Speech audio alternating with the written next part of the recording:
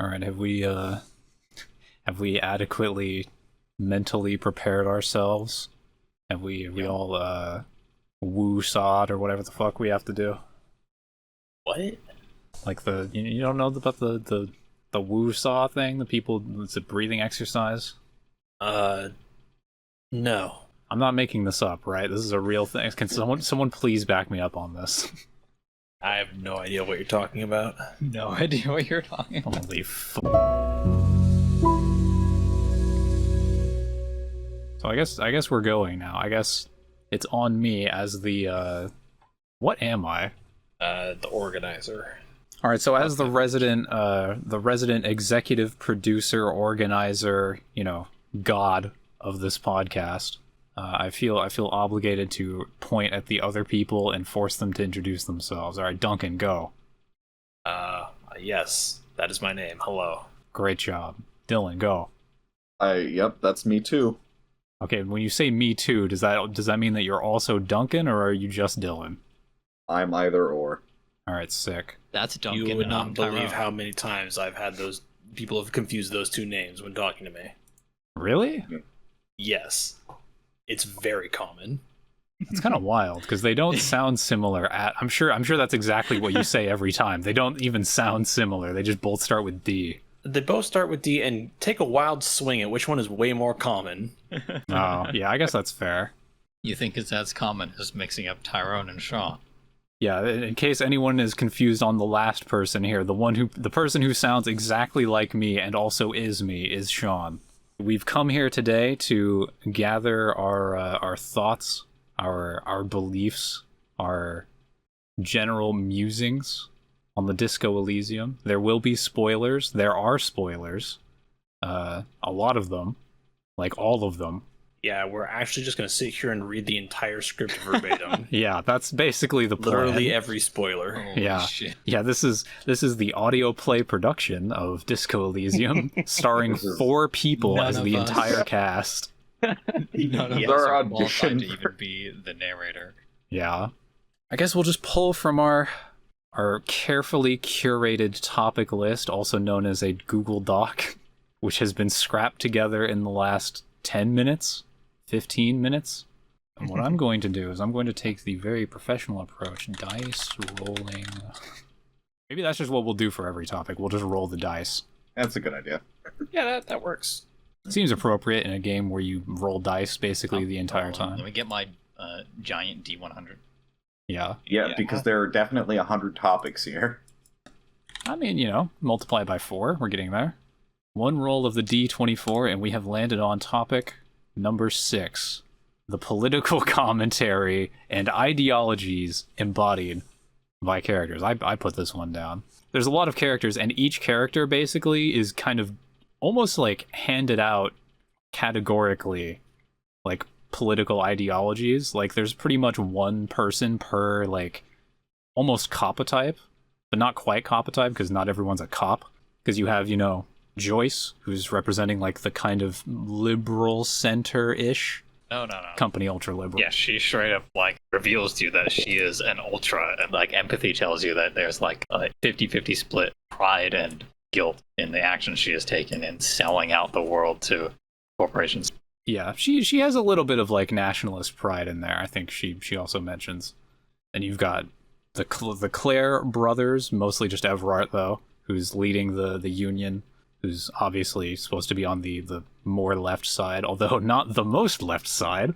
On the farthest left, obviously there's the deserter, who is like left, and also like I guess probably over there somewhere, probably not as far as the deserter, is like the dudes from the Communist Vision Quest who are, talking theory the whole time, basically. I would describe the deserter as a revolutionary.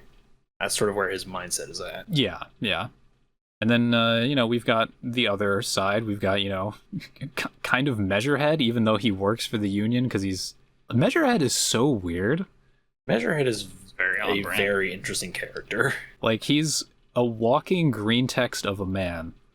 He really is. Like, I said that kind of like as a joke originally, but now that I've done the fucking the fascist political vision quest, The dude is literally on NoFap. Like, I'm not even making... Okay, I'm just gonna get into this. So, in the fascist vision quest, you have just like a sit-down conversation with Measurehead in the fucking office, just off to the side. You have this like really long talk that's weirdly like... I mean, it's about as heart-to-heart as you could get with like the fucking meme of a man that Measurehead is. But he talks to you about like love and how love is like the future of man and how you can't go forward without it, but you also have to like leave your vices behind, and how he's also a part of the Semen Retention Society. What? Yes, He really is out here on NoFap. yeah, the Semen Retention Society. He explains all of that to you, and the entire time, like, Harry's just trying to, like, go back into the past, back to when, you know, things were good and there weren't all these god dang foreigners around. And Measurehead's like, no, dude, you have to become a Chad. You have to move forward. And it's such a bizarre thing. It's weird how they took probably one of the most hateable characters in the game, you know, just from like a moral standpoint, and turned him into someone who's very relatable. The game does this kind of a lot. He's like the counterpoint to the fucking lorry driver, where on that quest, you talk to him and you can like get a check to like understand what's going on. He's just a racist dipshit because like he doesn't get chicks. Yeah, that's the root of the entire fucking everything about that guy. And then Measurehead is just like the lunatic extreme version of the same mentality. Even though he gets chicks, he denies himself coming. Yeah. And like his dad, like he talks about how his dad like beat him to make him iron hard or whatever. Yeah. God. It's like how all of the fascism sort of spills out of that. Yeah, it's funny how that quest is like so revealing about what like the roots of these beliefs are, and then you walk out of it as Harry and you're like, well, you either A, double down, or B, are just like completely like broken. And if you double down on it, you get that different portrait where you get the same background as fucking Gary the crypto fascist, and a different looking expression too. After you step out with that expression, Kim is like, what the fuck are you doing? And he's a little disappointed in you, but you know, when isn't he, to be honest? I mean, the game is basically one whole like stretch of Kim being disappointed in you until the very end. Yeah, it's him being disappointed in you, but also kind of impressed. Well, he's only disappointed in you when you're not doing the main quest line. Yeah. I think, like, when you look at Kim, he basically just has this constant thought of what the fuck are we doing and why is this working? I think my favorite, like, instance of that is, like, the moment you get inside of the shipping container and start talking to the mega rich light-bending guy, and Kim's like, why are we doing this? This isn't at all, like, this can't possibly be relevant to the case. And you're just like, well, what if it is? The thing that I took away from that scene was that Harry sees this guy as like this figure of light where reality bends around him, and Kim is just like, why are we in this cargo container with some dude? Yeah. Harry's perspective is so weird. There's so much that happens in the game that can be chalked up to like Harry's weird, like fucked up perspective because he is a fucked up man. But there's also just a bunch of weird shit in the game because the world is kind of weird. Time to roll the dice again, I guess. No, I need to say something. Oh, go Ideologies ahead. embodied by characters. Fucking Renee is like literally the living embodiment of monarchism, which is like the old version of fascism. The writers know their shit because there's this whole like, no, Renee doesn't like fascists. Fascism is like the new shit, and you talk to Measurehead and like, nope. Actually, they don't care about restoring the past or whatever. That's just like an aesthetic. Yeah. They care about marching into the future under their machismo bullshit. And then like Harry doesn't understand that, and he's like talking about like being a Kingsman while still being a fascist, and like those two things are not actually aligned. Yeah. It really puts the taking a medal from him in a different light. Renee is gay for the other dude, but he like brutally suppresses that part of himself out of like traditionalism or whatever.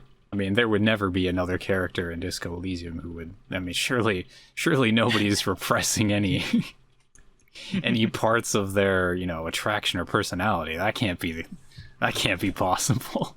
I mean, even at like the core of the murder mystery you're supposed to be solving, the motivation for the killer is just he just secretly fell in love with this woman from afar, knowing nothing about her, and just decided he was gonna fucking snipe the guy she was fucking. He also has that weird resentment for her, I guess. Yes. What is it? Men often have this strange obsession with loathing the object of their affection. Yeah, he really is a ball of wax, that deserter. The moment I remember very clearly from his dialogue is how he goes on at length about how all the people in the mainland are racist fucks, right?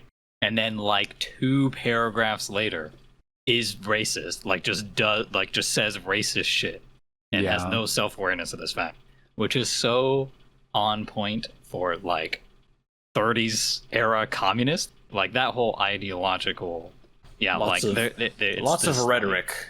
The rhetoric does not do much to change the fundamental flaws of this human being. Yeah. So you guys know how they mentioned it gets mentioned in some dialogue in a few different parts. I think Joyce is probably the first one who brings it up, that there was before the Clare brothers were in charge of the Union, there was a forewoman who was in charge before them, and she died. She fell into a river or something. Yeah, she was shot and she fell into the river. Yeah, she was shot by the deserter, as it turns out. Yeah. Yeah, I don't know if, when you talk to people about it, I don't know if they acknowledge that she fell into the river or if she just didn't show up. I think it was, confirmed? It was pretty ambiguous. Ambiguous, and also the deserter, the deserter tells rejects you that he shot her, and he also says that she fell into the river. But the story that gets passed around is that the forewoman's daughter called in on, it was the day of the elections, to say that her mother was dropping out. I was talking with the deserter at the end of the game, and he mentioned the Clare brothers, or specifically Edgar, before the events of the game ever started. Obviously, they came by, and he offhandedly mentions the idea that the Clare brothers were kind of paying tribute to him as a holdout from the revolution, because they were both kind of communists, even though the deserter doesn't really see them that way. He goes on a little tirade about them. Yeah, there's a check that I believe is I want to say it was a rhetoric check or something of that vein, or maybe some legendary check in that dialogue where you can continue to talk with the deserter about what exactly went down between Edgar and the deserter, and it's very heavily implied by the deserter that the deserter shot that woman. He basically says everything except the words "I shot her." He says that he knows about the events, he saw it happen, he saw her get shot, and B, he also implies that Edgar probably, because this was before they were in power, that Edgar probably paid him to do it. I don't remember, because I remember when I talked to the deserter, I had that conversation with him too, but he seemed to be he initially talks about how he felt somewhat sympathetic towards Edgar and Ever. Initially, yeah. Yeah, so he helped them, and then, he goes at length about the forewoman's assassination and talks about how that was the last time he helped them because he strayed from... Yeah, so that's an interesting... I did not know that I did not connect those 2 dots until my last playthrough. Yeah, because I even got the secret task complete, and it was find out what happened to the previous forewoman. Yeah. Yep. But yeah, that information is in there. It's pretty easily accessible. I thought the implication that he did it was hidden behind some check. I don't remember if it was behind a check or not, but it's definitely there. Huh. You get secret task, resolve the dock conflict. The dock conflict? Because basically the game is you need to side with either Joyce or the Union. Right. And there's a secret task where it's no, find the secret way to resolve the conflict. Oh, yeah, I think I've... Which is to just talk to them and just keep telling the other one what the other side is doing until Joyce is like, oh god, what the fuck? We're pulling out. Right. Yeah, I have done that, yeah. Once Joyce understands the fucking stakes, the real stakes, she's fucking long gone. Which is funny because she does basically she makes the exact same decision just after the tribunal, or right before the tribunal. What is like Joyce's reaction? Like, why does she react so, okay, we need to leave? Is it because they're basically planning on just taking over the entire port? What's the... Evrart is fully aware of the like prospect of the tribunal and how dangerous that can actually be, and how that can like blossom into like this full-scale, like almost armed conflict. And he's just playing it straight up knowing that, and Joyce like was not expecting him to really like double down on his shit. I get you. Yeah. I see what you mean. She's got better things to do with her life than wasted there, I guess, is probably her idea.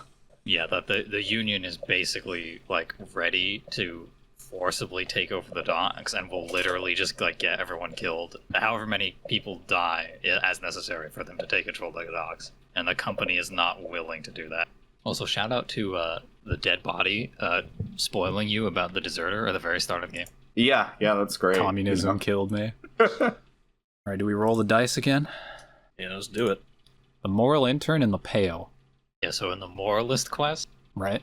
You've discovered the 2mm hole in the world, and then you go you do the moralist quest, you call up the Coalition airship, and you tell them about it, they come down and they disappear you, and you were never heard from again. I really like how that, like, the horrible implications that quest puts on aside. I really like how that quest, like, kind of fleshes out the pale a little bit in a weird way, because it kind of reveals that weird, like, entropinetic phenomena thing that the pale does, where it like interferes with signals and stuff. Yeah, like everything that goes into it, just like it's gone. Yeah, there's a moment where you're trying to contact the airship where you're hearing Kim over the radio saying things that he hasn't said yet. You both have these headsets on, and fucking Harry's at the top of the statue working as a fucking antenna. He hears Kim talk about how there's going to be a long, cold winter or something like that. And you're like, it's not really that cold right now. And Kim's like, what? I think in my next playthrough I'll have to do that, because the thing that I find most interesting about the game is the idea of the pale. Yeah, it's definitely, in terms of the world building of this game, it's a pretty severe curveball. Yeah. It really is. I mean, they throw a couple, but like the pale and that like just all of a sudden finding a hole in reality and kind of learning later on what it all means and why it's happening is, I don't know, I just found it really, really cool. The way they deal with the pale is very weird to me, because it doesn't really come into play until a little ways into the game, at least until you start talking to Joyce about it. And up until then, it'd be pretty easy to sort of fall into the trap of thinking that this is a world that is just more or less one giant analogy for, early to mid 20th century Europe. But then it hits you with all of that, and it sort of throws it right out the window, and you have to start recognizing that this story and this setting is very strange. It does not take place in a world that is succinctly analogous to ours. The moral intern's reaction to the pale made me go like, wait, what? And I was like, oh, of course that's the reaction.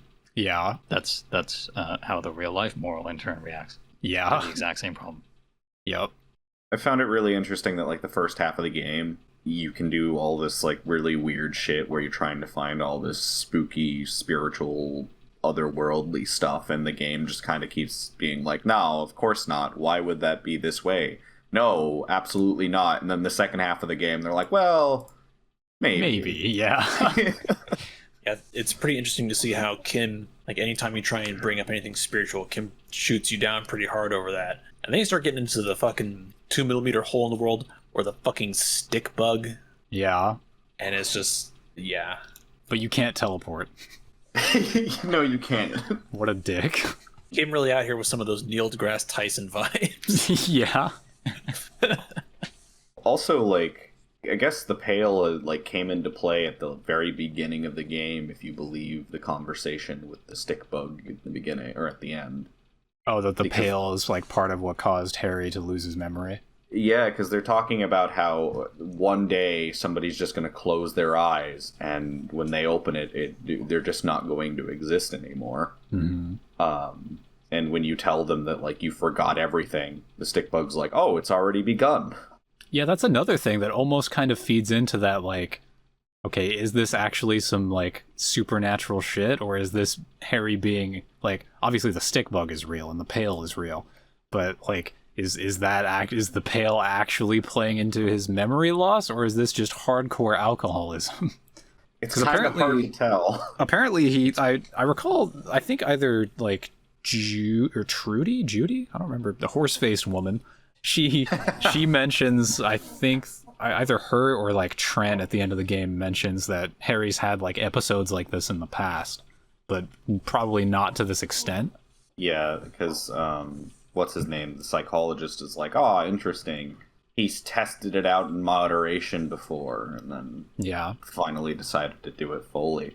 So, I mean, it could just be, like, hard alcoholism, or it could be with... I mean, we learned that the pail's going to consume everything eventually anyways, but...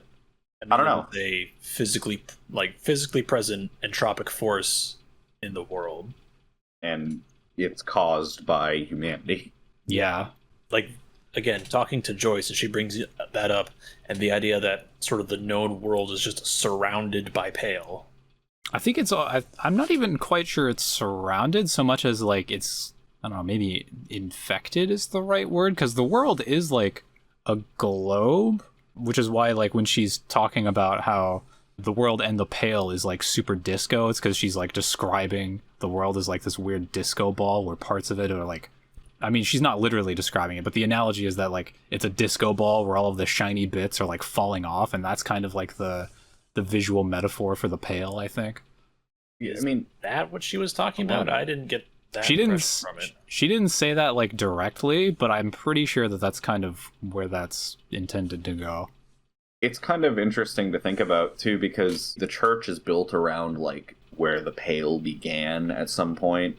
Or where part of the pail is, like, coming in, yeah? Or there's, like, a new sprout or something.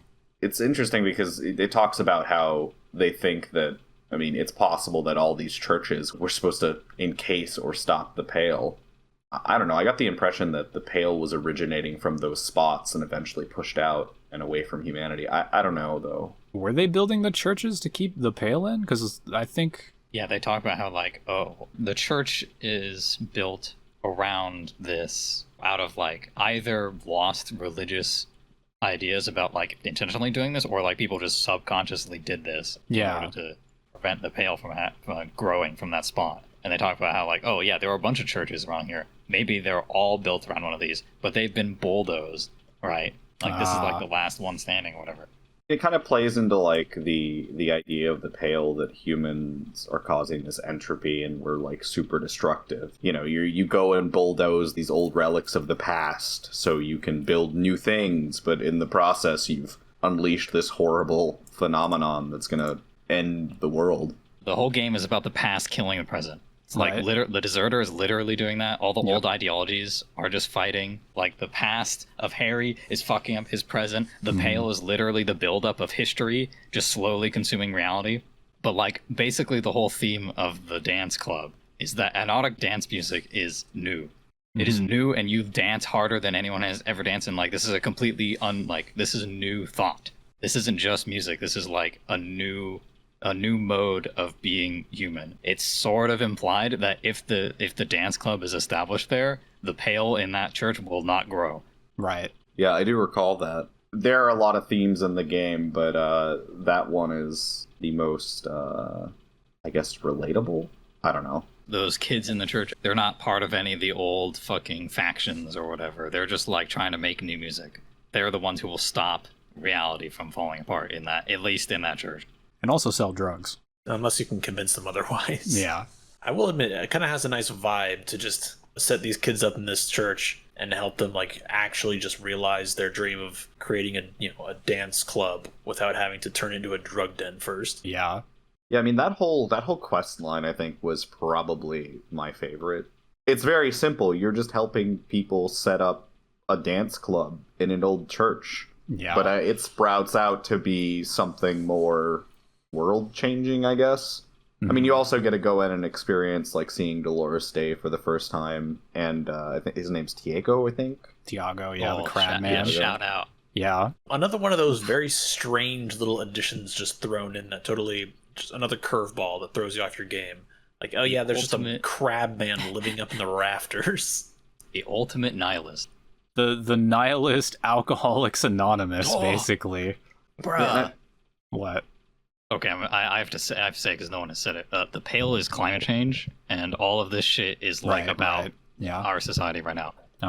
And Tiago drinking of the Pale is the end state of doomers who are like, it's all going to consume everything, so I'm just going to go drink from nothingness and just bask in it until it swallows me whole. Like that's what he is. Yeah, I mean, also his character kind of later on makes a lot more sense once you've realized the effects of the Pale. Yeah, the effects of the Pale and the fact that the Pales like would originate from here if the church wasn't there. Because when you first meet him, he's just some fucking crazy dude up in the rafters. But yeah, who calls you a pussy? But I mean, you know, he's pretty chill. Like, he doesn't care that they're setting up their music there, and he's too busy basking in nothing. True. He's just vibing up there in the rafters. The great Ritz car above. Yeah, and he talks about how he used to be like alcoholic, right? And he used to be like Harry. He's the end state, like he's past the depression and all that shit. He's just accepted nothingness, oblivion. He's the nihilist. Do you think that's kind of black pill? Do you think that's kind of like a window to what Harry would become in the future if he becomes the apocalypse cop? Oh, yeah. I mean, maybe not even just the apocalypse cop, but yeah, definitely to some extent, yeah. Yeah. Also, the Pale's just kind of fucking crazy in the fact that you can absorb memories from other people in the past, basically. Mm-hmm. When you talk to the Pale driver and she talks about her experience with assassinating Dolores Day and how she was there but wasn't there. Yeah. She has like experiences as like a boyadero. Oh yeah, in that conversation you can basically like say that I have what you have. Yeah. Like with the Pale erasing people's memories. Mm-hmm. Oh, that also reminds me, in the great fireside chat with Measurehead straight up tells you, like, if you want to really time travel to the past, get a ticket, go to the southernmost island on the fucking Insulinda, or whatever the fuck, and go walk into the Pale. Oh yeah, motorway south. Yeah. Yeah, basically. A couple of times. Learning about the Pale was, I think, my favorite part of the game, was just exploring more aspects to that. Yeah, it's amazing how your introduction to the Pale is Joyce literally just info dumping you for like 15 fucking minutes, and it's riveting. Yeah. I mean, to be fair, considering that for most people playing the game, they're going to have no idea about any of this sort of these concepts, and having Harry be very conveniently having no memory, blank slate, just completely tabula rasa. It's a very useful tool for informing not only Harry the character, but also the player. Right. Of all the times to just have a big expositional info dump, this is probably one of the most appropriate. Yeah. It's done really well, too, because if you don't want to sit through all that shit, you don't have to. You can just not talk to her.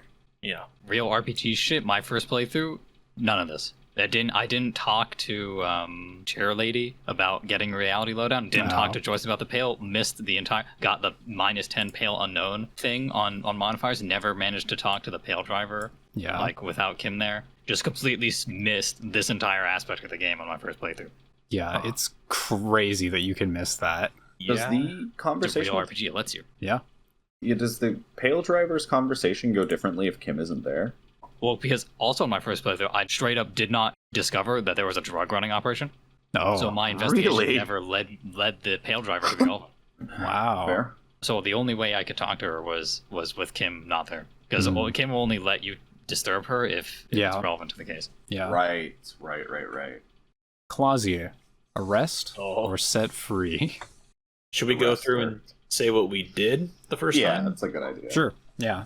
First time, I gave her the station call. Yeah, same. Ditto. Yep, gave her the station call and she left.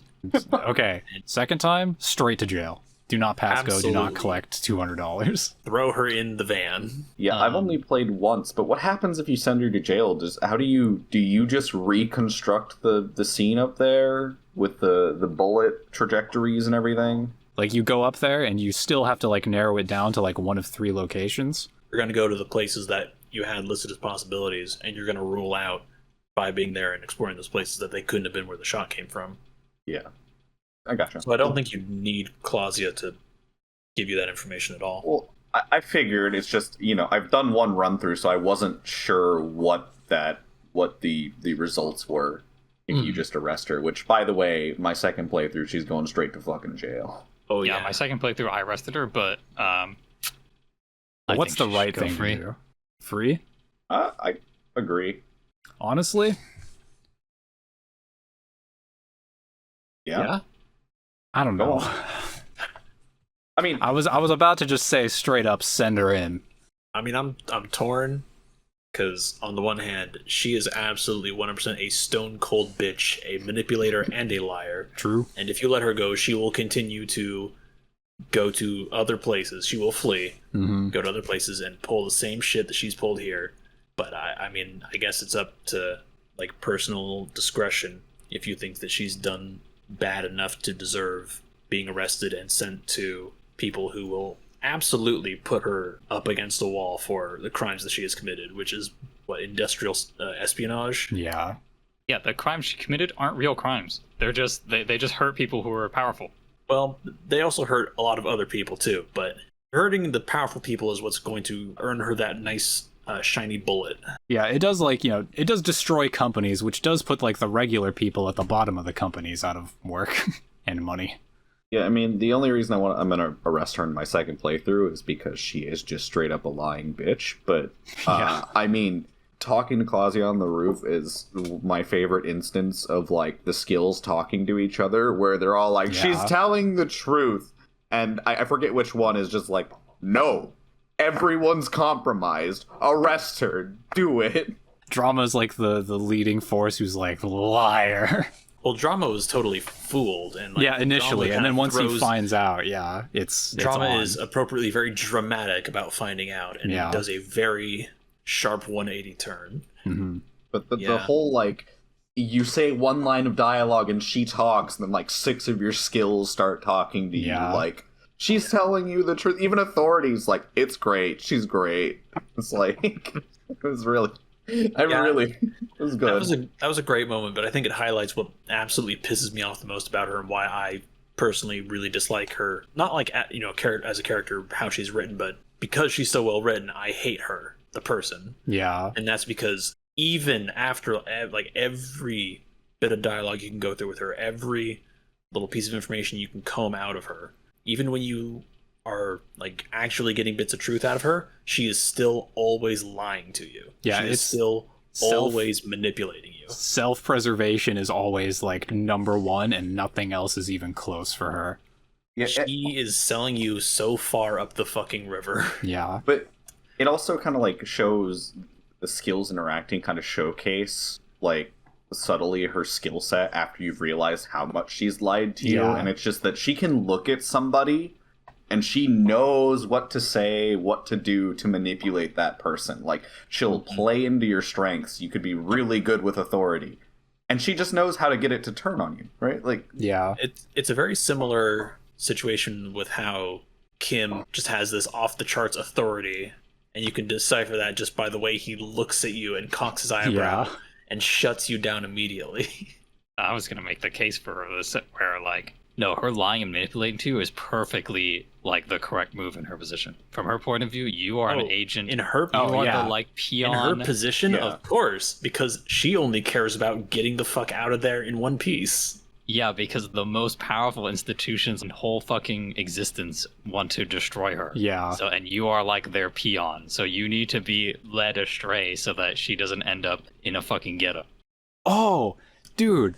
You have, like, the same thing with Ruby, except instead of the moral intern, it's just the fucking La Puta Madre. Yeah. Yeah.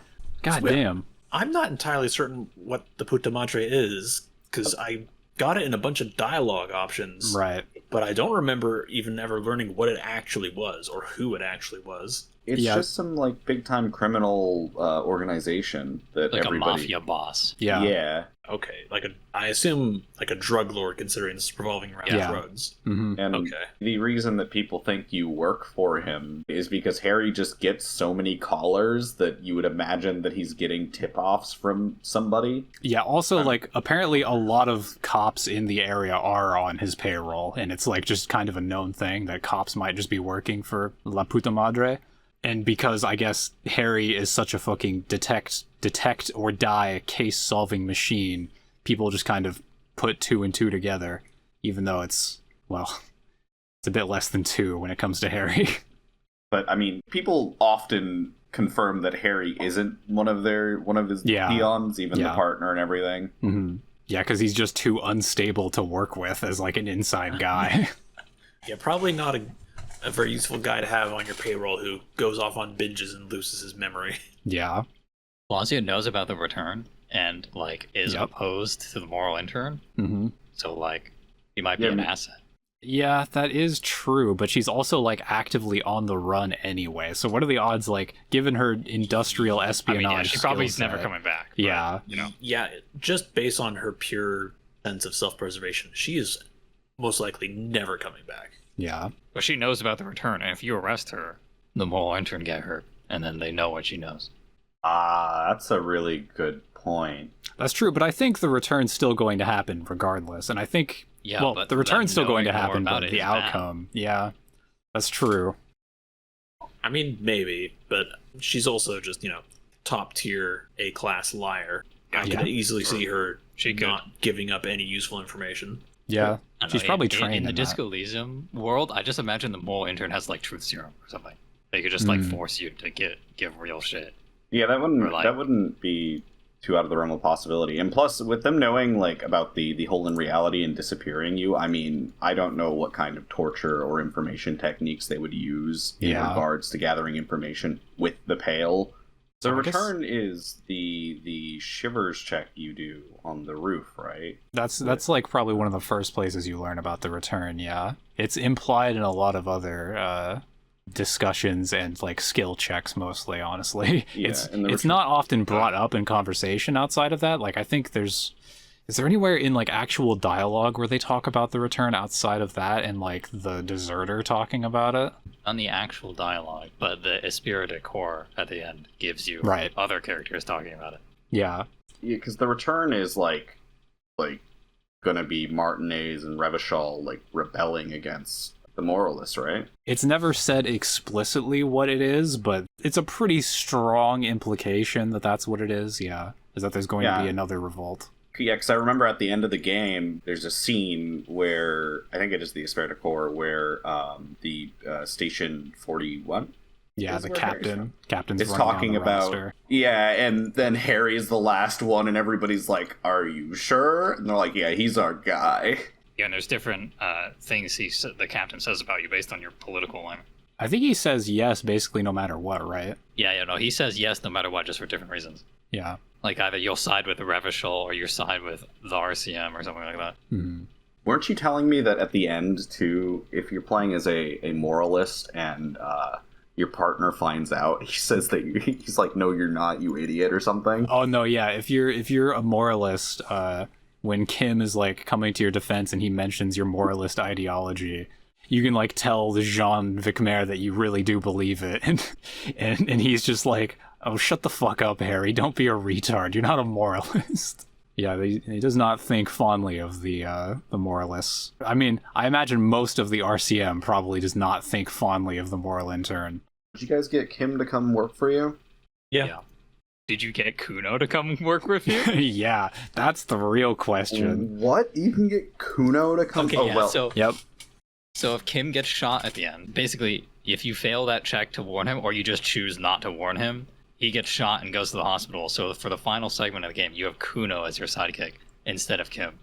Oh, okay. And at the end, Kuno will defend you with his to the last, and just like bitch out all of your other RCM comrades, and At the end, he asks to join the RCM as a junior officer because he has nothing left and his life is in shambles. Yeah, and you have to convince Vikmar to allow it because Kuno's actually not even like old enough to be a junior officer. He's like 12 or some shit. Well, I mean, also, Kuno S will fucking kill him. Yeah, I was gonna say. Also true. Yeah. I was gonna say, if you don't take him with you, you basically fucking sentence him to death. I think Kuno S is probably one of the... Because she doesn't have a whole lot of dialogue in the game, but the dialogue surrounding her makes her one of the more, like, I guess, intimidating characters.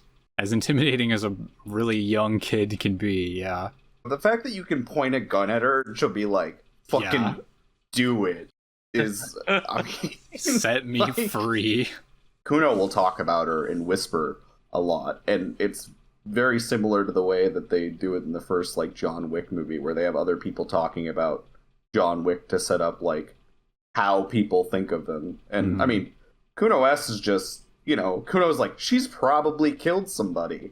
Yeah. And she'd fucking do it again. Also, she worked in, like, those... I don't know if he knows for certain, but I remember some discussion about her being involved in, like, those radio snuff recordings. Hold on, what? Oh, yep. Mm-hmm. Yeah, so there's, if you didn't know, there's like these, I don't remember what they're called, there's a name for them, but there's these like on-air radio like pirate snuff recordings, which are exactly as they sound, and Kuno either thinks or knows, I think he just like suspects that she was on like a few of those and that she has killed people. What the actual fuck? Yeah. She's scary. Like, she's young and just there in the game, but she's an intimidating character. You guys killed Kuno's dad? No, I did not kill Kuno's dad. He was already killing himself when I got there. One more thing about Kuno.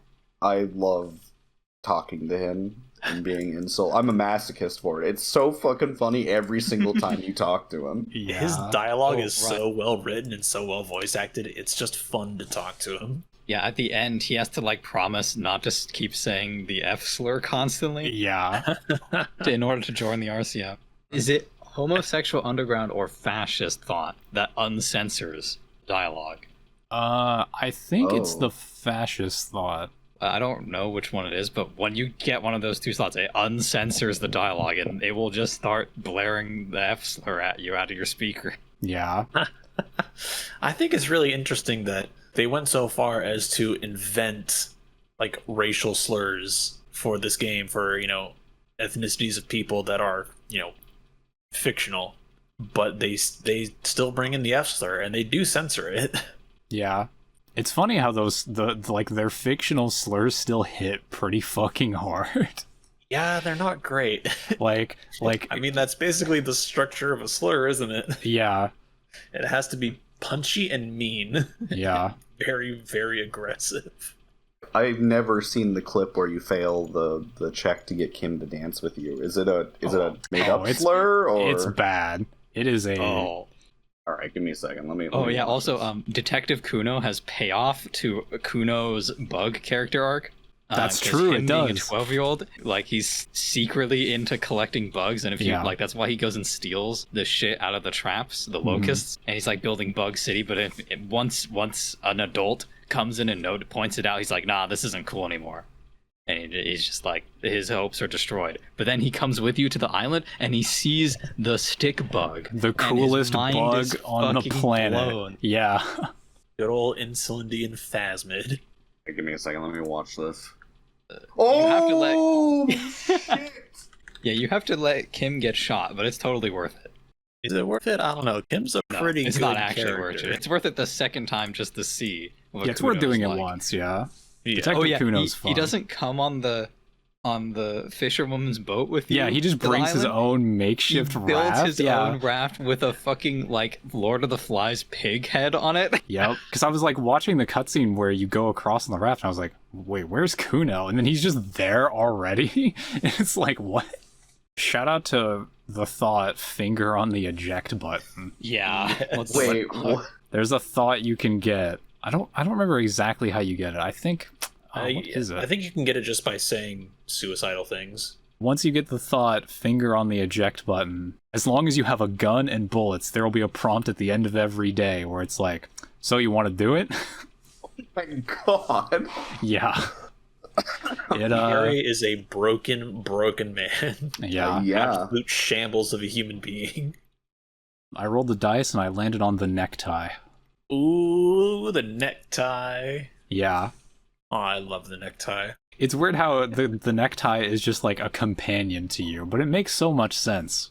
It is a companion, but at the same time, like it doesn't speak up very often, and it's usually very brief. Yeah. When it does speak. So it doesn't get a lot of fleshing out, but I don't know, there's just something very entertaining about the constant reminder that yes, you do in fact talk to your necktie. Yeah. The voice actors in this game are fucking lunatics. What, Yeah.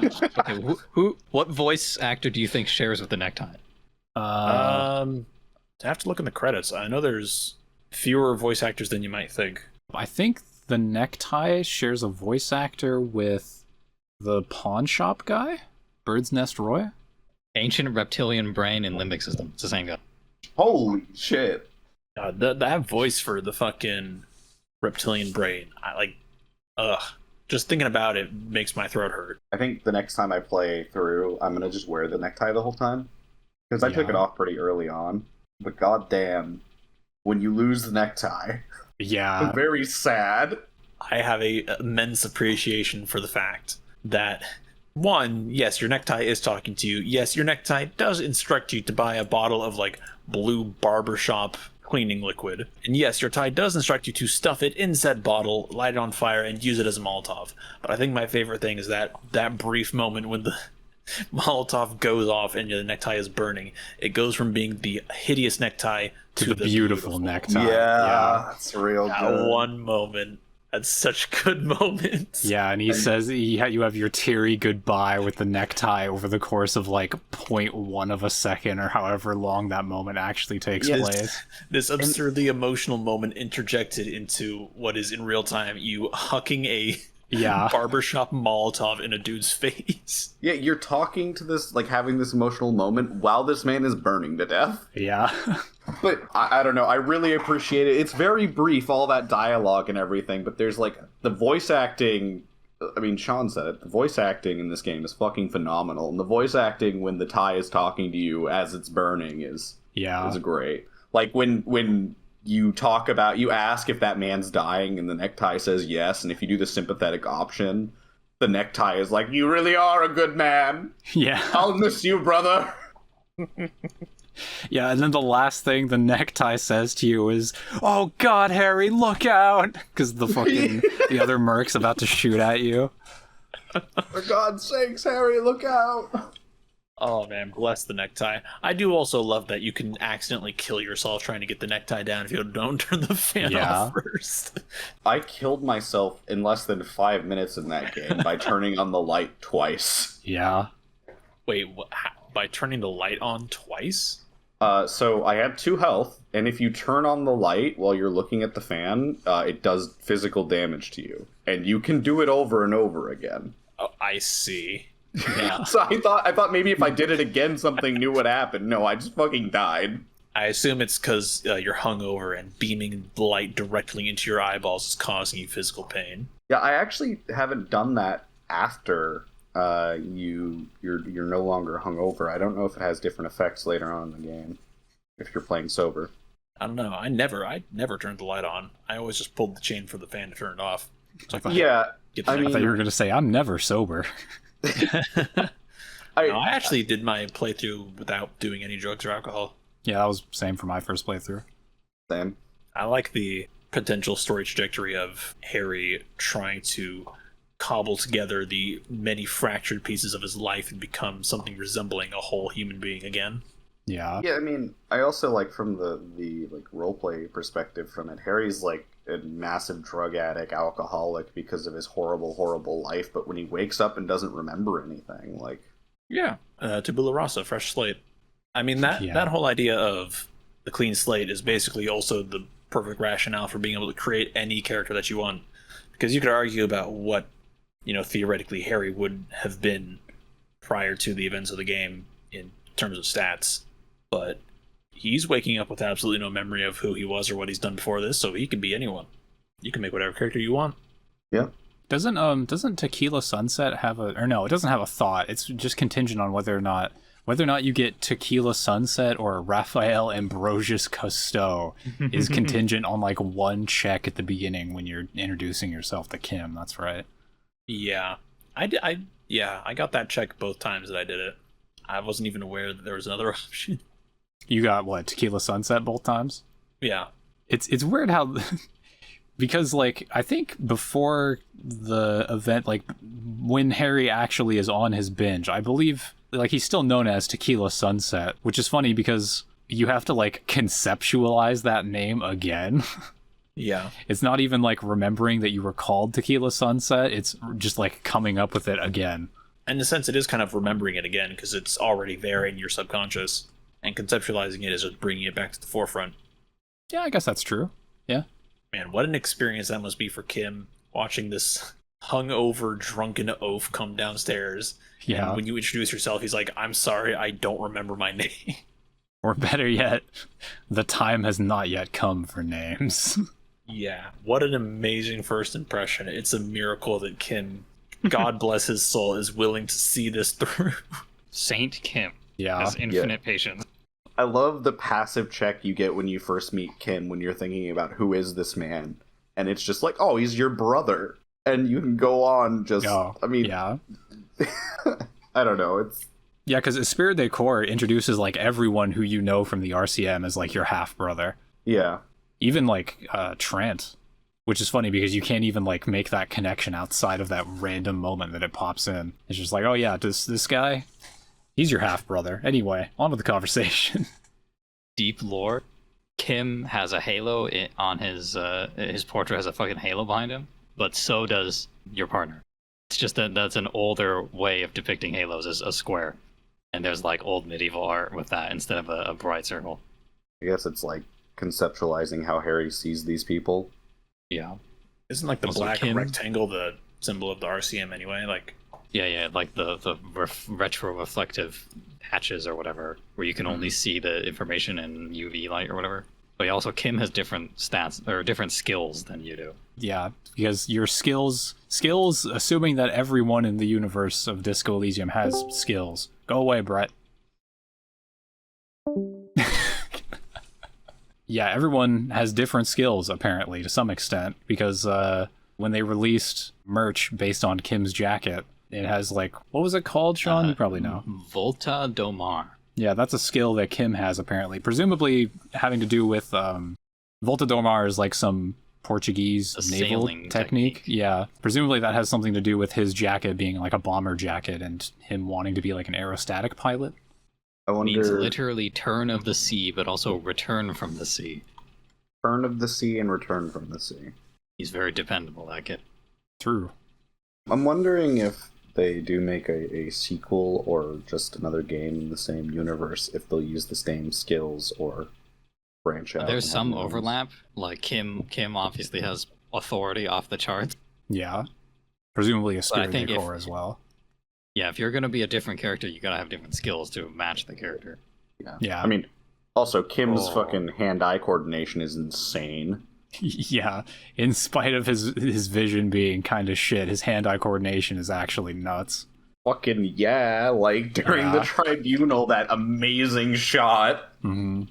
I bet a sequel, if you were to play a different character, I bet they could do, like, you play a journalist or something, to have basically the same gameplay, but from a different angle. Alright, favorite character? If your favorite character isn't Kim, you're going to the Gulag. Favorite character? Well, I might go to the Gulag. I mean, Kim's definitely, like, top 3. Kim is a really strong choice, but there are a lot of good characters in this game. I mean, honestly, my top character would be what's his name? Why am I forgetting it? Mega to the max, dude. Oh, Egghead? Egghead, yeah. Hardcore. I just asked him to be a communist, and then his dialogue always starts off with with communism like nuances. Is great. I'm quite fond of the is it Tommy, the truck driver? Lorry driver, yeah. What a nice guy. Just what a pleasant guy to talk to. I like Tommy.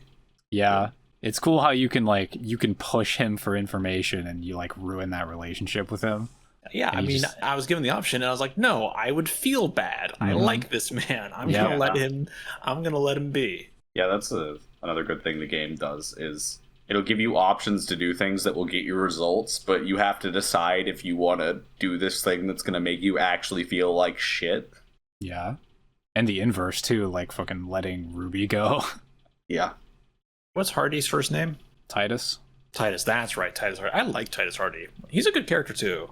That whole like outstretched couple day interrogation with Titus is really well done. It's a very strong part of the game, and I feel like there's a very well written sort of story arc there where, you know, you first approach as adversarial, and then by the end, especially after the tribunal, there's very much more a sense of camaraderie. You get a nice glimpse of behind that sort of iron facade that you first encountered with Titus. I can't remember what sparks the line of dialogue, but after you're shot, I think it's if you focus on like what's going on behind you or something, you can hear Titus say like, "Go protect the cop" or something, and that's them running forward and some people dying to protect you. So you know you can kind of see that shift in that relationship. I didn't even know that. That's during the tribunal. It's during the tribunal. I mean, I don't know if it's when you're like as you're passing out that you can do it, but I know at some point you can find out either then or from somebody. I'm not sure which it is. That Titus had Titus had ordered everyone to run forward to protect you. It's interesting to see how they appreciated you stepping in and trying to A, defuse the situation, and then B, trying to defend the people. Also, Elizabeth during the tribunal. Oh yeah. Oh my god, like, just shut up, please. Yeah, because Elizabeth is in this weird, like, all she's been trained to do is to, like, be, like, assertive and be lawyery, but, like, she's not dealing with cops or civilians. She's dealing with rogue mercenaries. Rogue mercenaries who are also very inebriated. Yeah. And who are out for blood. Yeah, the first time I did the fucking tribunal, I had the logic check come up and I had a 97% chance. And fucking rolled snake eyes. Oof. She fucking died. I didn't even know she could get shot there. Yeah, you failed that check. A lot of people can die in this dangerous gunfight. I knew that she could like probably die in the gunfight. I didn't realize she could get shot in the middle of your dialogue tree. I thought it was only like after your dialogue tree.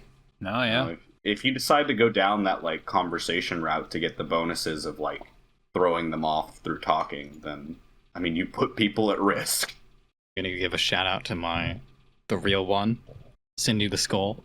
Oh hell yeah! Depressed, hungry artist living in a chimney. He was only gets inspiration when people are gunned down in the street in front of her. How appropriate is it that the fucking her art, the fucking mural essentially that says "One day I will return to your side" is written in blood on the ground of Revachol, and there's also like some incendiary fuel oil in that mix too. Yeah. Like, don't you get the option to light it on fire? Oh yeah, you do. Fuck yeah. If that isn't the best like possible way to allude to the return happening, I don't know what is. Because that's girl child revolution that's returning, right? Damn, you're right. Like, it being mixed with incendiary fuel and being able to light it on fire kind of alludes somewhat to Revachol's like eventual burning. Yeah, just blood and fucking burning. Like God, that did not click with me until literally like 3 hours ago. I don't know how. Literally painted by a revolutionary girl child. Yep. Yeah, I was just scrolling through like the fucking TV tropes, putting shit on this list. I just read the words that it was written in blood and fuel oil, and I was like, oh, it is. That's right. I never picked up a pack of cigarettes in that game, but I specifically went to go buy a pack so I could light it on fire. Yeah, you gotta. Also, shout out to another real one, the Dice Maker. True. Also lives in a chimney. Not a starving artist, a very successful artist, making dice for RPGs. Got a rep. How very meta. And because she is the only sincere business person in the entire complex, her business has not failed. The game, I forget what it's called that they were trying to make. How fucked up is it that they just lost all of that work because of the Pale? It was just all gone. Because of the 2 millimeter hole. Yep. Yeah, just All of it one gone. tiny thing goes wrong, and then all of it's gone, and they're over budget, and it just yeah. I've seen a lot of like speculation as to what that like game studio is kind of like specifically analogous to, but I kind of think that it's probably just sort of the nature of game development in general that it's probably kind of representing, Software right? development. Yeah, or even just software Yeah. development. Yeah, just shit getting mad over bloated, undermanaged. They even talk about like a new like management technique that's like agile and has micro meetings or Right. whatever the fuck. Yeah. And that's just like that's all throughout the real industry. It's sort of an interesting example of how the tech in DE is like familiar, but is also doesn't work the same way you would expect it to, because like they don't have processors on like silicon chips. Their processor is like the radio waves in the air. As part of what I was talking about before with, like, on the surface, it seems very analogous to early to mid 20th century history. Yeah. But then you look deeper and it starts to become strange. Like, oh, they don't have cars, they have motor carriages. They have guns, but they're like muzzle loaders. Yeah. There's like advanced ceramic because like all kinetic the force distributing armor. Yeah, because like with the guns, like all the ones that the police use and any of the ones that the civilians can use are all muzzle loaders, but all of the like military hardcore ones are breech loaders, Breech loading, yeah. which is insane. Yeah, there was that one line from Kim where you're looking at that like place where a bunch of people got executed during the revolution, and Kim's like, could you imagine what it would be like if everyone went around with automatic weapons? That'd be crazy. Oh my. Just to sort of piggyback off that, talking about that scene, I think it's really interesting where if you ask him like who was shottier, he's like, it's like, well, it could have been anyone, you know, it could have been the communists during the revolution, it could have been the monarchists like directly before. Yeah, during the uprising. During the uprising, it could have been whoever after. It really makes a point about how there was just a lot of bloodshed during that uprising. Yeah, part of what the game does really well, I think, is that it doesn't paint any like political ideology in a like this is the right one. In fact, they like show the extreme ends of like all sides, which I mean, really you could definitely. appreciated. I think you could read into that on a very general scale. It's a lot more favorable of more humanist, left-leaning ideologies. But it does do a pretty good job of not explicitly favoring any one ideology, but it does do a very good job of very distinctly telling you what is the wrong ideology. Yeah. And that is fascism. Yeah. Yeah, the writers are very politically educated and understand the psychology of these different groups very well. Like how all the fascists are basically motivated by sex angst. Like all the fascists, I can't remember how many there are, but I know there's Measurehead, who is a fucking basket case in his own sense. There's the racist truck driver, and then there's Gary. And like Measurehead is bizarre, but the other two are just fucking pathetic individuals. Yeah. Like Gary is just a fucking spineless, pathetic human being, and the truck driver is just a loud racist. And then you have the deserter who is so do or die that he is actually dying and doing. It's like everyone in the like far left communist side is just like trying to figure out what to do and how to do it, but no one's getting anywhere. Meanwhile, like the centrist moral intern is just quietly just like, you know, they have a giant airship over the city that is just watching everything happen, waiting to just fucking unleash. Yeah, with guns constantly pointed at the city for 24 hours a day. Yep. And like the communist vision quest is like it's just like a book club, and they're like incredibly insular, and they're like doing like purity tests on you to make sure you're like the right read flavor. in theory enough. Very pretentious. I didn't experience that in my playthrough, but from what I've seen of it, it seems like they are very genuinely educated. They are very scholarly, but they are very pretentious, and they do not want, you know, this is sort of a mark of pride for them. It's almost not like when you're talking to them, it almost doesn't even come off as pretense. It's more like they're so dedicated to like the discussion and the theory that anyone who's not there to like read the books that they assign and fucking just talk about them is just like not a part of the fucking solution. They kind of refer to like Cindy as just kind of like a not a part of the club, but she's like around, and they don't. She's like they a don't, titular member. Yeah, she's not necessarily a part of the club, but she's out there doing stuff, and they almost like kind of turn the other cheek to her in a weird way. Well, you can actually kind of change that at the end of the Communist Vision quest, because they ask you, like, if you pass all the checks and everything, they ask you, like, how you think that they could do better outreach. Oh, yeah, that's right. Yeah. You can tell them to stop, like, fucking interviewing people and doing this, and that, and then they ask you, like, what actions they can take to be more, like, I guess, vocal, and you can tell them to go, like, throw posters up, and then they'll fucking throw posters all over the statue. All they have left to them is critique and theory. They don't do anything. Yeah. There's like one line of dialogue where Joyce was like, "Yeah, there were also anarchists in the revolution, but they got killed faster than the communists." And no one remembers that. Mm-hmm. Like, shout out to references to real world history. I'll repeat it. Very early 20th century vibes. And it's also like sort of post-Soviet Eastern Europe. That's where I think most of the developers are from. Yeah, like Estonia, I think. Yeah, but like everything is in ruins, but people are still living their lives just in the ruins because there's no money to fix anything. And like there used to be hope, but now there's just the moral intern pointing guns at them. Well, you know the when you talk to Revachol, and if you have a high enough reflexes or something, you can tell that like Revachol is scared. Yeah. And you can find out about the bomb. If you know about the book, then you know that Revachol is fucked. There's no saving it. It gets bombed.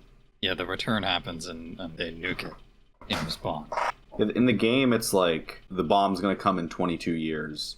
I don't know if it was intentional or anything, but Dolores Day gets assassinated 22 years after she gets crowned. World War I and II were roughly around 21, 22 years apart. Oh shit, they were. Yeah, World War I ended in 1917, I believe, and World War II started in 39. Yeah, ish, yeah. So that's 22 years, almost exactly. After Dolores Day died, everything was kind of rough for a while. I'm wondering if in the book, like after the bombing, I mean, yeah, obviously they dropped a fucking nuke, but like how bad things get. Like it's totally possible that they could make a sequel that involves different series of events, because Revachol does tell you like, you can save me. Like before you get taken away by the moral intern, Revachol talks to you, is like, no, don't leave. I will die if you are taken away by the moral intern. I would actually really like if the sequel was maybe even still around Harry, and it takes place during the return, and you can prevent Revachol from being leveled, so it's kind of like a branch from the book. Yeah, they set up a lot of stuff for the return. Yeah. I mean, honestly, there's a lot of potential for exploring this world and this story. I mean, they could do the return. They could probably do something set during the revolution, like a prequel type of deal. I kind of think that any sequel would need to be a different character. Yeah, I'd probably agree. Next game, Harry dies. Harry gets killed in the return, just unceremoniously off screen. Yeah. And like you can only find out about it by like some fucking newspaper you find on the ground or some shit. Yeah, I could totally see that happening. I think they have thoroughly explored the possibilities of a cop character with this game, so I think a sequel needs to explore a different kind of person. Something like a journalist, some other kind of character who uncovers information, but then instead of being a cop to solve a case, like you are trying to, I don't know, like bring the truth to the nations of the moral intern or something, or like outside forces or something like that. It wouldn't surprise me if they did a repeat where you play another character and you kind of wake up forgetting what happened, because it kind of falls in line with the theory of the Pale being the reason that Harry initially loses his memory. But also, the game encourages you to say really weird shit because you're a cop. I'm wondering, like, what other profession gets away with saying weird stuff? I think a journalist kind of fits the bill. It could, yeah. Very well could. All right, time to roll the die. New subject. I rolled 15, the chain that calls you into the water. Oh, yeah. Oh, during the dream. So what I found interesting about being called into the water on the shore there is that whether or not you're in the dream, if you go to that spot, even while you're awake, you'll have like an Inland Empire check that's like, hey, you want to go walk into that water over there? And Volition is like, no. What's funny about walking into the water is that you don't ever walk into the water, and in the dream, you walk on the water. And so does the Insulindian Phasmid. I don't know what that means, but that is one of the weird things that the Phasmid does that is, like, noted. Oh, yeah. I mean, maybe it's just kind of one of those things that you get being around the Phasmid, you know? The place you take, like, that you go to sleep to cause that is on the island, and it's presumably in the same place, because it's in the same bed that the deserter was using. The deserter is sleeping in. So it could totally be the influence of the Phasmid. Oh god. Could you imagine having dreams like that with some amount of regularity for however many decades? Yeah, and you're a war veteran, like a Revolutionary War veteran. Yeah. I mean, Harry's been having that dream repeatedly, it's stated, right? Yeah, he has it like 3 times a week or something. It's very specifically like outlined that he has it a certain amount of times every week. And now that he's had it again, he's going to start having it the same amount of times every week. Unless you manage to escape all mentions of the ex-wife, and then you will just have a peaceful sleep. Yeah, unless you listen to Shivers. Really listen to Shivers. Does the dialogue for Ancient Retellian Brain change? I don't think during the dreams, but like yeah, when you go to sleep on the island, there'll be a different thing. We're like, nope, you just have a peaceful sleep. Yeah, because Harry still feels like that dread deep down, I think. But as long as he's able to, like, hammer that back into the subconscious as hard as possible, he can, you know... It's kind of amazing how much he has failed to get over any aspect of that entire piece of trauma. Yeah, 6 years afterwards, after it all happened. 6 years after, and it's this bad. Holy shit. In the dream, Dora's like, it'll take you something like 20 years to get over it. For me, it's only like 1 or 2. He kind of reveres her. I mean, he compares her to Dolores Day, which is like... I think there's a really interesting difference between, like, the way that Harry obviously between the way that Harry sees fucking Dora and the way that she, like, really is. When you're talking to her in the dream, she is killing Harry. She's murdering him with her words. But, like, you call her up on the phone, and it's just like... She's just like, yeah, no, stop calling. We're done with this. It's like, not again, dude. She's just sad for him. Yeah, she's just sad and just like is a little bit done, but also you're like calling her at like 4 a.m. or whatever. On the subject of murdering him in that dream, should we approach the subject of that prompt to kiss her? Oh. That is... Oh no, it's so bad. You know, it's funny. It's so painful. There's a few checks in the game where, like, you are guaranteed to fail no matter what your skill is. And it's funny, that check is the one check where you can succeed and you are still failing no matter what. Yeah. And it's interesting how there are a number of checks in the game that the game straight up tells you don't want to do this. Yeah, your skills are like, go for it. And then you kiss her and your skills are like, I have failed you. Yeah. Execute me. Isn't there's at least one skill that says don't do it. Don't kiss volition her. is telling you to no, leave all the time. There's always someone. There is at least someone in your brain telling you not to do it. It's telling you to step back away. And if you don't listen, you're gonna learn. You're gonna learn the hard way. I think I read some. It must have been some like Reddit thread or something. There's a lot of skills that pop up like after that skill check. It's just like whatever your highest skill is, I think, except for like 3 skills are excluded from popping up in that check. Oh, what is it? I have to look it up now. Yeah, so Dora murdering Harry in that dream. She basically says that everything that has pushed her away are all the things that make you a good detective. The dialogue trees, your vast soul. She singles out your skills and like your interests and your thoughts. Basically, like the deepest level of why it's so painful for Harry is that she fully understood him, like how his brain works. Like she observed his vast soul and all it contained, and she did not like what she saw, and she left. Yeah, it's either that or Harry, like, there was some problem in the relationship that came up, and like Harry was just, I think it's pretty well established that Harry just like poured into his fucking work and also, you know, drugs, just as like a coping mechanism for, you know, after she left. Mm-hmm. And I think it's not impossible that he could have been doing that like during the relationship too. During the dream, when you're talking to her and she tells you that she's pregnant, one of the dialogue options, you say it's like, it's not mine, and she's like, no, I terminated yours a long time ago. Yeah. Yeah, she makes reference to our unborn daughters. Maybe that is what like pushed Harry You kind of over the poor edge. fuck, is what she says. My read on is basically what happened is that they were actually like living in poverty, basically. She was like, no, I'm not raising kids in your poverty, right? Because she comes from a wealthier family. Mm-hmm. And that sort of like was the original like rift that started with, or like the big rift that ended everything. Yeah, that would make sense. That's why if you're communist, the stick bug tells you that she was middle class and you're working class, and they could never work out. That's funny. Yeah. I found it really comforting talking to the stick bug. Probably because, like, when you're talking to the stick bug, it just outright says that it loves you. I don't know, like, it was a very surreal conversation. Yeah, talking in your mind with the stick bug. Maybe Harry was talking to himself. Maybe Harry was actually talking to the bug. Considering he actually talked to a city that told him that it was gonna get nuked. I don't know.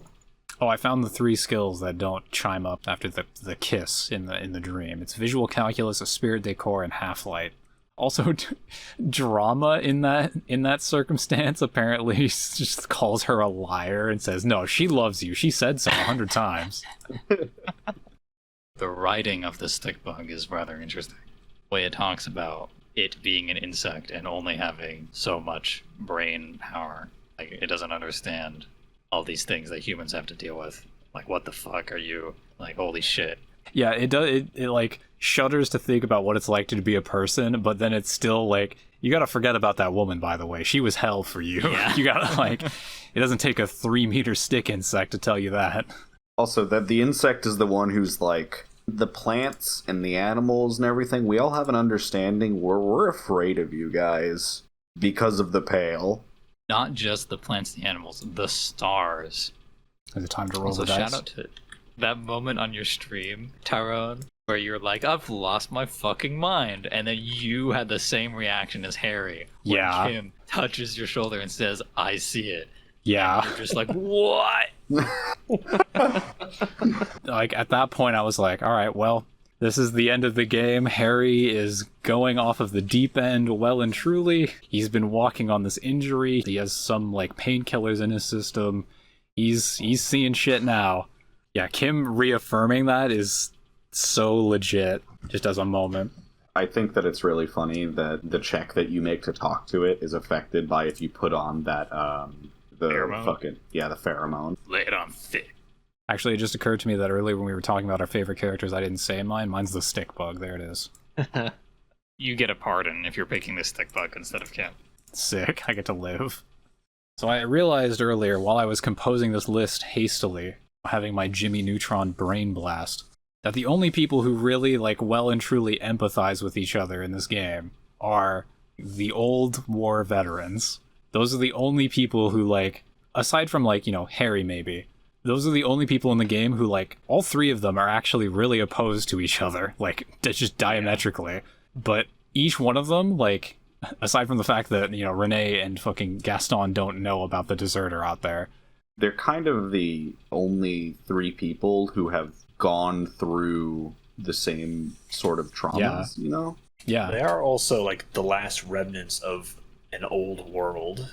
Obviously, the revolution changed everything, but also what was left afterwards has also drastically changed in the years since. What I like about this concept is the deserter has, you know, been watching these 2 from a distance for a long time and has often fantasized about just shooting Renee. Yeah. But doesn't. And then you get the, is it Shivers or a Spirit Core? That's like Renee's on a cold slab somewhere. Yeah, if you don't discover that he's died by talking to Gaston, yeah, you can get that, like, Shivers check. And part of that check is also, like, this man would be sad to know that the man that he's wanted to put a bullet in him for so long is dead. If you have a high enough empathy, you can kind of realize that hate that he's had and wanting to kill him, like, in the end, he actually didn't want to kill him and didn't hate him. by the time you roll around to telling him that Renee is dead. The deserter will almost kind of say that, but he will. Like he'll say that like he like cared about him or something, but he won't say it to like the extent that like Gaston does. Yeah, it's so funny that like of all the people in Revachol that these two dudes could go hang out with, the people that are like the most easy to socialize are just like the people in their age group. And the people in their age group are people who were also in the war. Shout out to Bird's Nest Roy referencing fucking Music Concrete. Oh yeah, and then that one girl's out on the ice recording ice cracking sounds for Music Concrete, I guess. I was under the impression it was either for that or it was for like resampling for like Anodic dance music. Oh yeah, I guess. Yeah, straight I'm into sure that's what it was. Resampling sampling for the dance music. All right, I've rolled the very last thing on the list. Failed checks that are better than successes. The first example I thought of was running away from Gart at the Gart. beginning. Yeah, at the beginning. Absolutely 100%. That is the best. Just sprint away, take a running jump, turn midair backwards, facing him, double middle finger, crash into the wheelchair. And I will say, fun fact, if you do that and fuck up, then Gart is like, alright, geez, are you okay? Fine, look. It's like, what? Because you have to pay like, what, 220 real? Something like that, yeah. Yeah, he's like, he takes off the 20. You only own 200. Yeah. It is hilarious. One check that I really want to see a failure on, but I haven't, is when you're informing the woman of her dead husband. No. I've never seen the failure on that, but I really want to know what it is. I got really close on my last playthrough. I had like a 50% or something like that, and I just rolled it, and I succeeded, and I was like, I'm not reloading that. I can't. That scene is way too real. I mean, exactly. It's like, I don't actually want to fail it. Yeah. But I want to know what happens. It's also when your traits can come in and betray you. I forget which it was. I think it was Rhetoric was like, yeah, don't tell her immediately. Ease into it. And I was not supposed to do that. Yeah. I'm supposed to just go straight into it. Mm-hmm. Failing your authority check with Titus? Yeah, that's a pretty good fucking contender. I think karaoke's pretty funny if you fail it. Yeah, karaoke. That's my favorite. That was pretty failed good. check. I specifically went back and reloaded to fail it to see what would happen. But also, I mean, Ancient Reptilian Brain singing was real fucking good. Yeah, it was pretty strong. I love that you can dedicate that to what's his name? Fucking something Mike. Contact Mike. Yeah, you can dedicate that song to Contact Mike if you started down the Contact Mike path. Yeah. Oh, I know a good one. Failing to flirt with Clausier when you first see her. Yeah. I want to have fuck with you. Easily the best choice you could ever make in the early stages of the game is to walk past Clausier.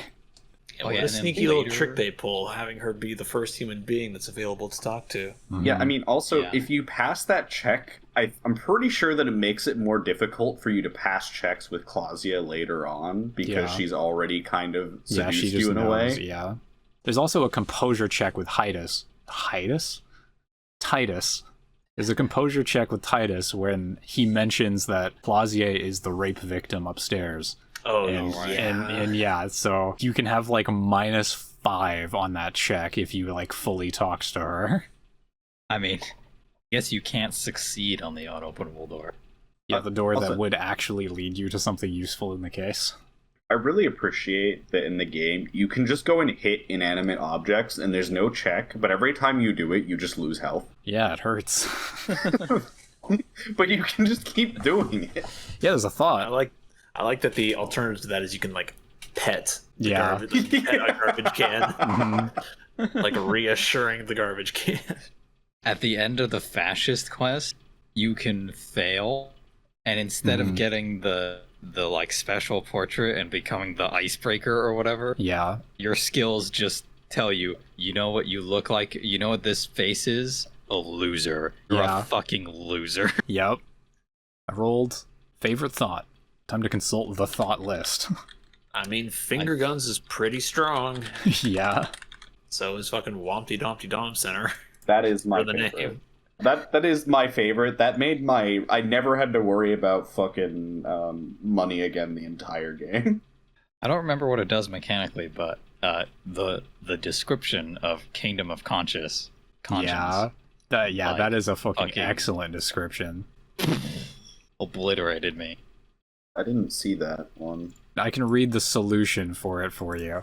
Yeah. The Kingdom of Conscience will be exactly as it is now. Moralists don't really have beliefs. Sometimes they stumble on one, like on a child's toy left on the carpet. The toy must be put away immediately, and the child reprimanded. Centrism isn't change, not even incremental change. It is control over yourself and the world. Exercise it. Look up at the sky, at the dark shapes of the coalition airships hanging there. Ask yourself, is there something sinister in moralism? And then answer, no. God is in his heaven. Everything is normal on earth. Jesus Christ. Fucking A. Yeah. That's really good. Yeah, that is some hard shit right there. Scathing indictment. Yeah. I saw someone online who was like, yeah, I read Kingdom of Conscience and I just agree with this. And that's how you know... What is wrong with you? Well, I mean, to be fair, like, true, what is wrong with you? But at the same time, like, well done, writers. Yeah, I think that could be the... If you wanted to summarize a review of this game in a sentence, that's the one. Yeah. That's the sentence. Well done, writers. Oh man, what's the fascist thought called? I don't even remember. Oh no, Revacholian Nationhood. That might be my favorite, actually. Because every time you pick a fucking nationalist line after you get the thought, your morale takes damage. Like, Again, like, they make absolutely no question about what is the wrong ideology to have here, considering that it's the fascism one is the only one that actively harms you every time you use it. It's funny, the Mazovian socioeconomics gives you like minus visual calculus and minus authority. I was a little disappointed that a lot of these just unlock checks or do pretty menial things. Yeah, some of them, yeah. There's a lot of them that are very specific. Sorry, what were you saying? Shout out to the one that just lets you zoom out more. Oh yeah, the white morning. It's convenient, but it doesn't actually like benefit you in any way. I mean, it kind of does. I mean, it makes it easier to just traverse because you can see farther away and click further away on the screen. Yeah. I ended up using that a lot by the end of the game when you're traversing open stretches of beach just to go, yes, this over here, please, faster. Yeah, the 15th Indo tribe that gives you plus 10 cents for each green orb clicked. That's how I got my money. Yeah, that combined with like Jamais Vu, I think, is the one that gives you just XP for the orbs, for all orbs. Yeah, that one's pretty fucking yoked. Yeah, I didn't even realize that I had that because I apparently took that very early on. I would like to give an honorable mention shout out to Volumetric Shit Compressor, due in part just for the name and also because as one of the earliest ones that you're introduced to. The concept of just get your shit together. The thought really does set the tone for the rest of the thoughts. Yeah. The Square Bullet Hole Murders. You all remember the story of the Square Bullet Hole Murders? I don't even remember if I read those. A series of murders had entry wounds from a gun, presumably, with square entrances into the body. The case never solved. They never found any bullets or shells at the scene of the crime. Nobody could figure it out. And at the end of the game, there's that sequence with like, it's either Shivers or Esprit de Corps. I think it's Shivers, where it's talking about like what's coming in the spring. And there's a line in there about a square bullet sliding into a square chamber. And one of the great theories I've seen about the Square Bullet Hole Murders is that it's ice cubes. Yeah, because they don't leave, like, the water just melts inside of the person. Yeah, I mean, fired at a high enough velocity, yeah.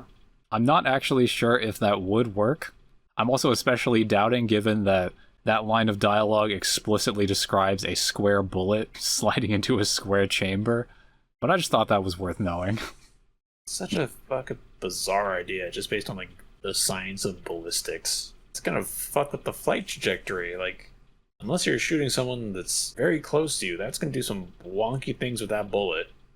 This is where it's revealed that the developers are ultra big brain, because the only reference to like square bullets in reality that I know of is this fucking 1800s or 1700s patent, and like for this naval cannon is like this cool ass like fucking revolver naval cannon where you like hand crank it and it would like automatically eject the old shot and rotate itself and then put the new thing in. But the patent had two versions, one with round bullets for fighting Christians and one with square bullets for fighting Muslims. Wait. How's that work?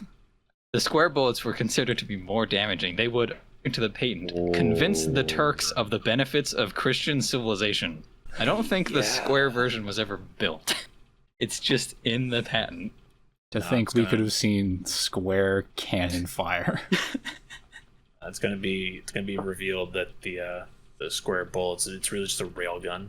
Yeah, it just went clean through. You're just firing like very short, like square steel beams, steel bars, I guess. Just so if it was ice cubes, that reminds me there's like vague notions that like intelligence services have like frozen neurotoxin or something. Yeah. They would shoot someone with that and it would just kill them and then it would melt and it would leave no trace or whatever. Mm-hmm. Maybe it's in the sequel. Shout out to that one case about the guy mysteriously dying in a hookah parlor. That, that is really just a case on how the detective who originally took up that case was just shit. Yeah, he fell and hit his head. Yeah. Failing in political dialogue just shows you that extremism is one of Harry's many coping mechanisms. I mean, he seems to do basically everything in excess. I don't think that there's any option. I mean, I don't think in very important decisions there are any options that are good that have him doing moderation. Like, doesn't the game, I don't know when or where, what the fucking check is, but the game forces you to, like, make a stand, and if you don't, it fucking makes fun of you, calls you a centrist. Actually, there's a failed check where that plays in. When you ask Gaston for a bite of his sandwich, if you fail that check, you get, like, a radical, like, revolutionary option where you say that... I don't remember exactly what it was, but you say that, like, his sandwich is, like, a necessary tool for the proletariat or something like that. Or you have a second option that's extremely nationalist, saying that, like, that sandwich is just gonna get fucking stolen by some foreigner or something like that. And then the third option is, what if I don't want to pick either of these options? And if you pick that option, the game literally tells you, pick one of these racist or communist options or fuck off. Yeah. That is, like, word for word what it says. Yep. Yeah, I mean, the game tends to punish you for not making decisions, in the tribunal especially. If you, in the end, decide that you're just gonna try to let it play out with words, then a lot of people fucking die. Isn't the option literally just, like, stand there like a useless donkey or something like that? Oh, yeah, stand there. Useless dildo. Also, how Harry can just, like, ping-pong between completely radical extremes. Even if you go ultra-liberal, the thought itself is like, yeah, you can totally just take ultra-liberalism alongside whatever other ideology you want. One of the things that I really liked during the sort of end where Kim is more or less, like, summarizing your choices throughout the game. My first run was, like, primary, like, ultra-liberal, secondarily, communist. And Kim described me as, you know, the grind hustler, the big money, fucking all that. And then follows it up with, he also believes himself to be a Mazovian communist. How he handles both of these at the same time, I have no idea. Speaking of ultra liberal, it's kind of crazy that, like, one of the most, like, dystopian political ideologies in this game, the person representing that ideology, Joyce, is one of the nicest people in the game. She is, like, kind of condescending in the way she does it, though. Like, she's kind, yes, but she's incredibly condescending about it. She's just like, oh, you've lost your mind.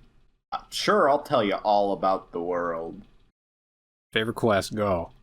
I really like the one where you find the dude dead on the pier, and it's treated as, like, this whole little side investigation, but it's just look at the body, figure out, oh yeah, he hit his head, and then go and you talk to his wife. One of the, like, most emotionally impactful moments is when you deliver the news.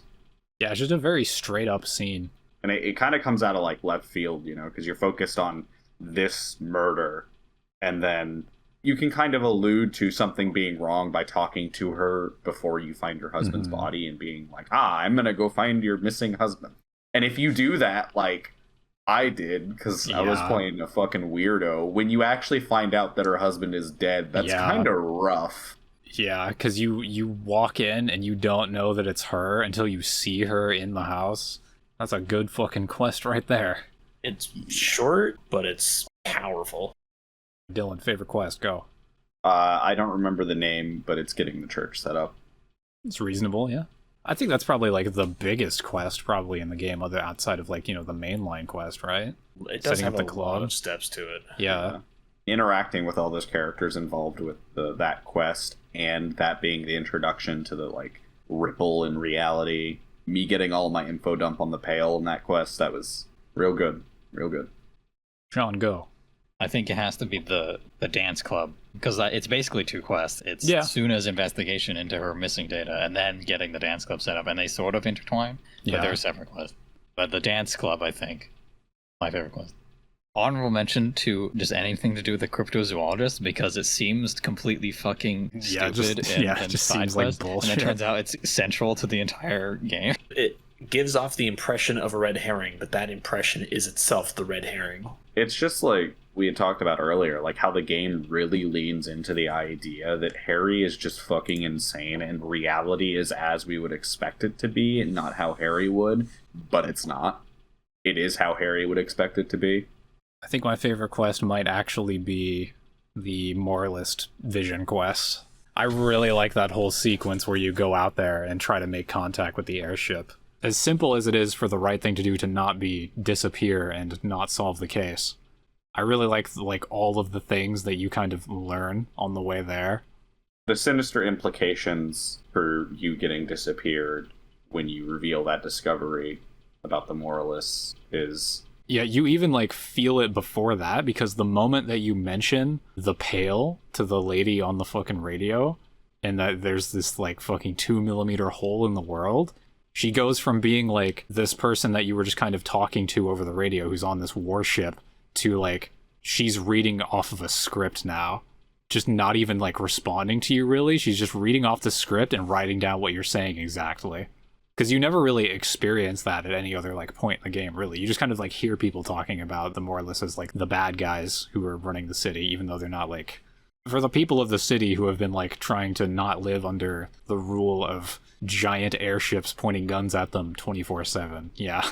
They're just the bad guys in general. I mean, think about it. They know about this hole in reality, and the way they respond to anyone who would point that out is to just get rid of them. That does not fit into the narrative that they need the world to see. All right, favorite skill? It has to be Shivers for me. I'm personally quite partial to Inland Empire, but there are several really good ones. Also Visual Calculus. Visual Calculus is pretty fucking cool. Conceptualization, I think, is mine. I actually came to really like reaction speed on my last playthrough. It's crazy how Shivers is the concept of what Shivers is just being in tune with the streets. It's a very real thing that a cop probably would have. But then extending that into the fucking paranormal where you're literally communing with the spirit of the city. That shit's genius.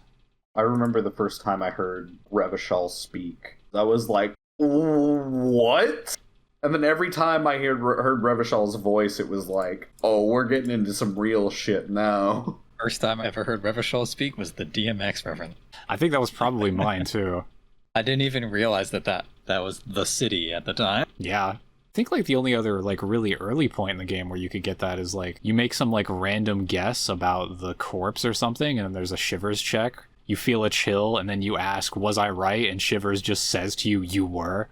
Yeah, and Shivers unlocks a whole bunch of stuff that you otherwise couldn't know. Shivers is how you know about the catacombs elsewhere in the city where the kids go down looking for treasure and they never come back up, and that's where Kuno and Kuno S are going to run off to and die. Does Shivers also tell you about the... Oh no, that's the drunk dudes who tell you about the purple cocaine skull. Purple cocaine skull. Yeah, it's a skull filled with cocaine, purple cocaine. That's like somewhere in like the catacombs or something. It's like the royal, yeah, the royal cocaine. Yeah, from the old monarchy. That's right, because the fucking king did a shit ton of coke. Yeah.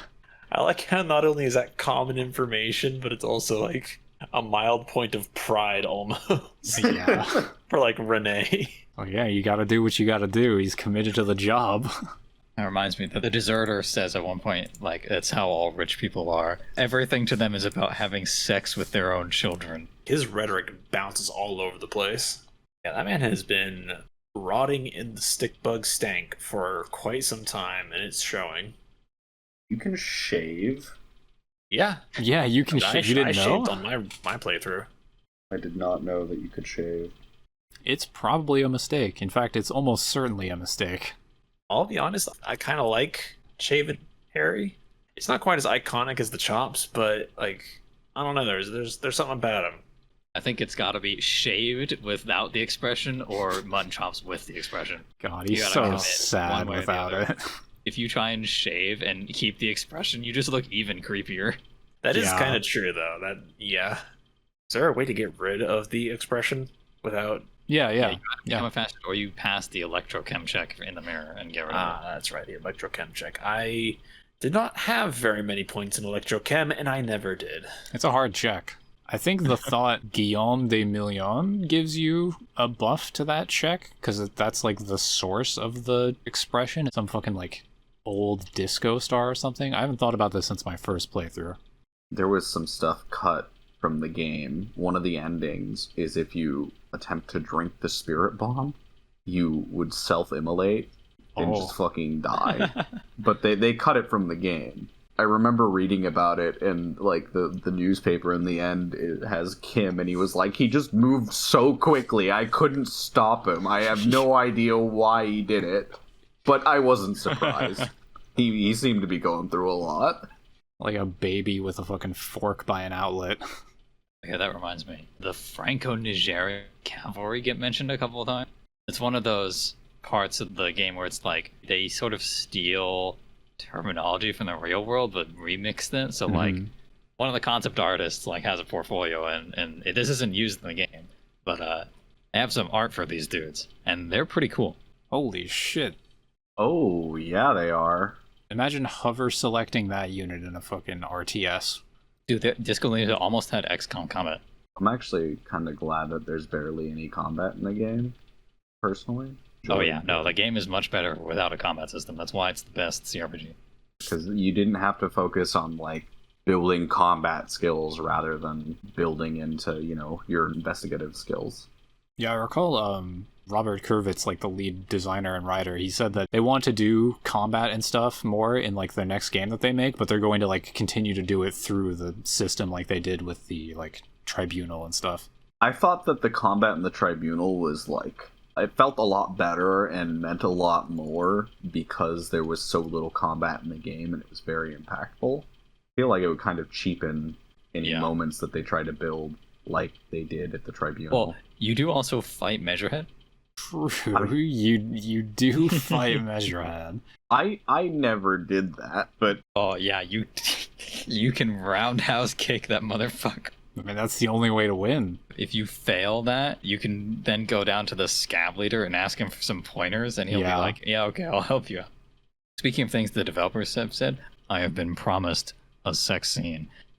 Oh, yeah, personally written for you. Open They're RP. Gonna do it. Could you imagine them trying to write a sex scene for Harry? Oh. Could you imagine? Yeah, honestly, I could. It would be sad as fuck. Yes, it would. Because I mean, there is that like, you can try to jerk off. What? It's a thing you can try to do. Are you fucking serious? Mm-hmm. Yeah. Jesus Christ. But it doesn't work out. Harry's joining the Seaman Retention Society. There's so much shit in this game, but Taiwan's internet is dying, so we gotta make our closing statements in it. It's true. We're also approaching the 3-hour mark, so you have we're at 2:57, and presumably in the edit that means this will be like an hour in. Describe all of your thoughts about this game in like less than 10 seconds. All right, Duncan, go. It's very good. I like that it is an RPG. All right, Dylan, go. Yeah, I mean, probably like the best game I've ever played. But yeah, pretty good. Hope they make like a TTRPG. That'd be fun. All right, Sean, go. Disco Elysium is the greatest work of fiction yet wrought by mankind. Disco Elysium is the real shit. It is the realest shit. It is the hardcore. Disco Elysium is now. You're now out of time. I'm sorry. Or Disco Elysium. Fuck! I was too slow. Yeah, sorry about that. that. Fucking soliloquy, why don't you? Well, I mean, that's just my Steam review. And my short 10-second summation is, yeah, it's pretty good. You know, and by pretty good, I mean like really fucking good. But you know, you love it or hate it. But you know, I will fight you. You remember how we said this was going to be an hour? Yeah, well, you know, it was. This was you know, never going to be an hour. Yeah.